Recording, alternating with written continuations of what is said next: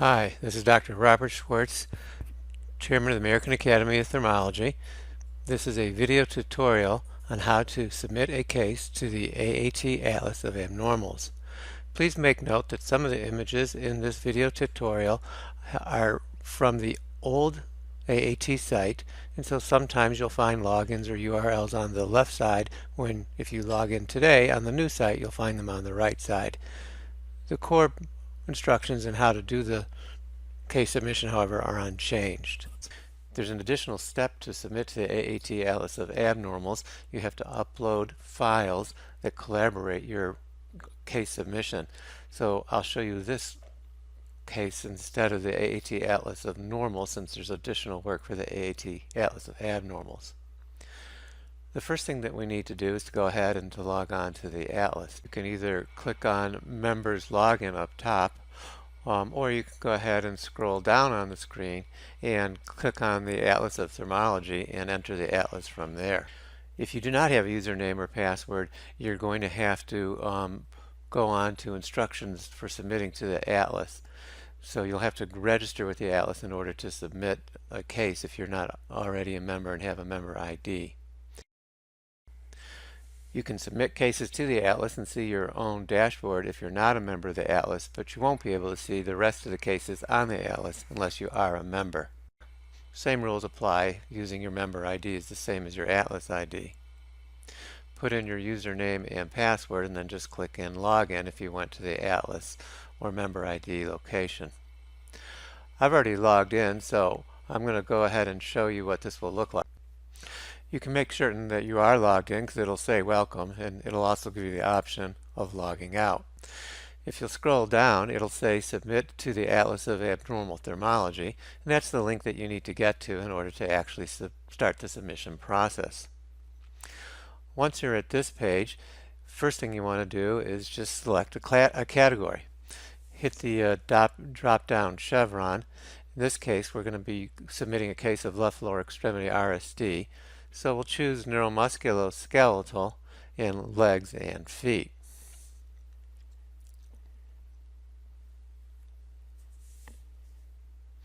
Next thing you want to do is to fill in your title.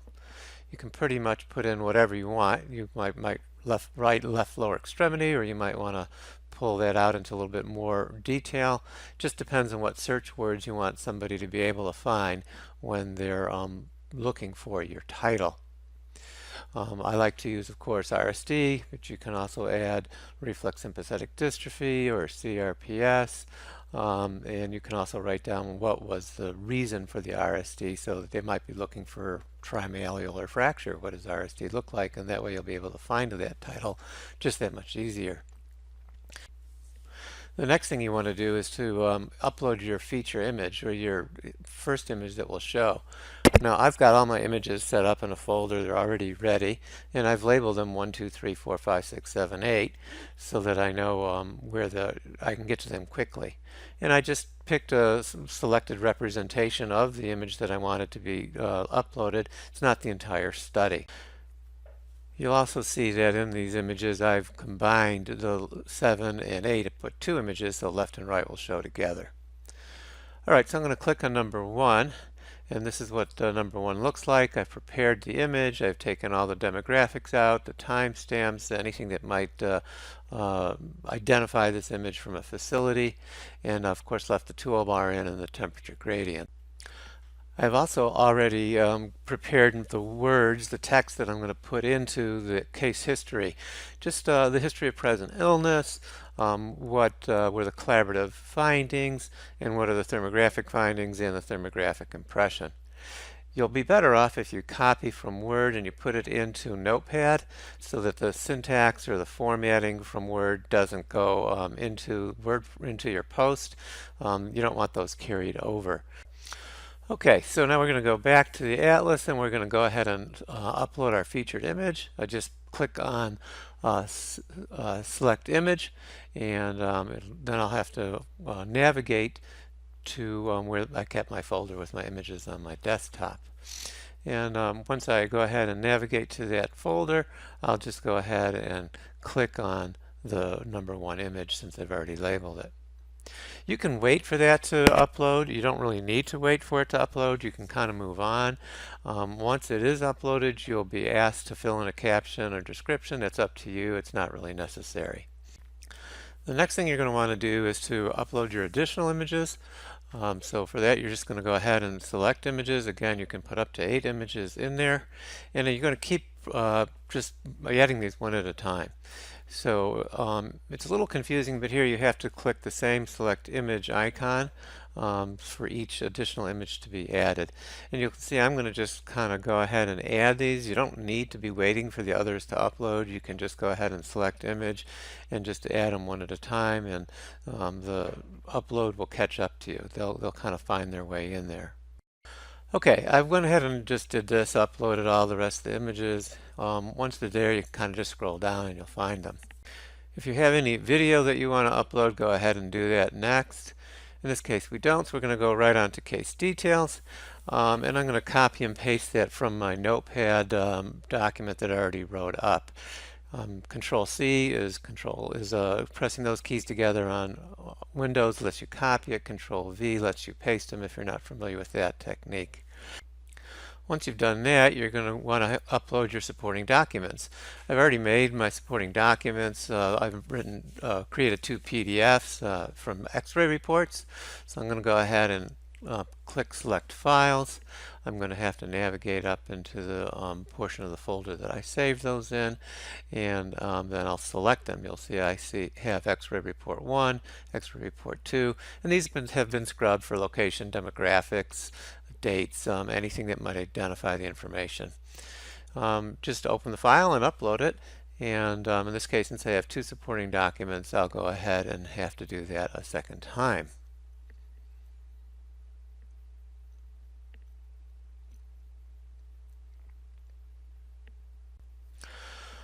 Okay, you might want to just go back and make sure that you haven't made any errors in your case detail.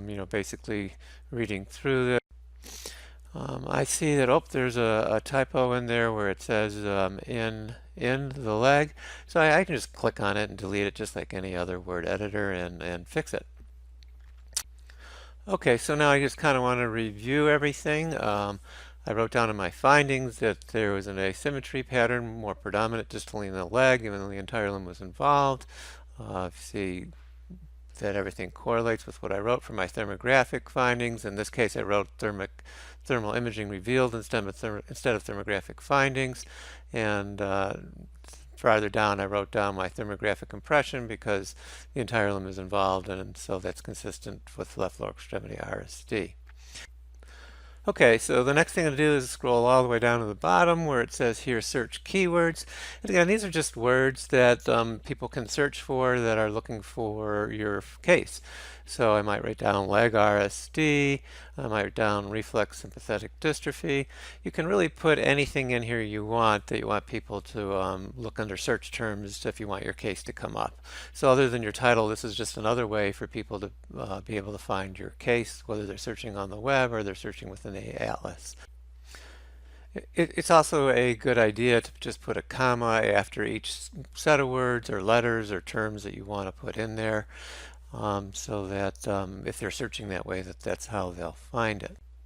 You might even add in here, for example, trimalleolar fracture, since that was the etiology of the RSD. So somebody might be searching for trimalleolar fracture, and that way they can find what a case of dystrophy or sympathetic skin response study might look like in that instance.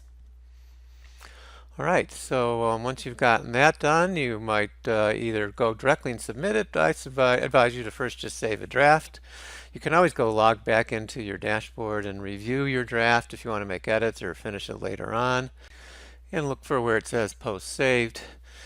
And if you want to go back and look at this, if you did just save it, you can go all the way back up top and there's a link for you to log on to your Atlas dashboard. Or when you log in from the very first time, you'll see that Atlas dashboard as well. So on your dashboard, all the cases will show up there that you've submitted in the past. Also, you'll find up here a link for Atlas Editor. If you have a question to the editor, you can just send an email from that link. And if you have any help questions, there's a PDF tutorial that you can get from the help section link. All right, so then once you're finished, go ahead and scroll back down, and all you're going to want to do is hit the submit to the AAT for review button, and you're basically done. If you want, you can look up top on your toolbar there on your URL and see when it's done circling to know that the submission's been completed.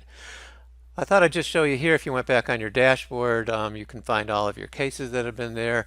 In this case, you'll see where it says awaiting approval. And if you hadn't already submitted it, there would be next where it says delete, it would have said edit as well, and you could come back and edit it. Once it's under approval, though, you really can't do a whole lot to it until the editor gets back to you. The editor will either accept it and send you an email, or the editor will say we need these modifications, in which case your status will change from awaiting approval to pending. And when it's in pending, the edit option will show up underneath options, and you always have the delete option if you just want to start all over again. Okay, that's it. The entire process takes about 10 or 15 minutes as long as you have everything uploaded and you're ready to go. And once you're finished, you just have to wait for the Atlas editor to get back to you. And then, of course, don't forget to log out just by clicking on the logout icon.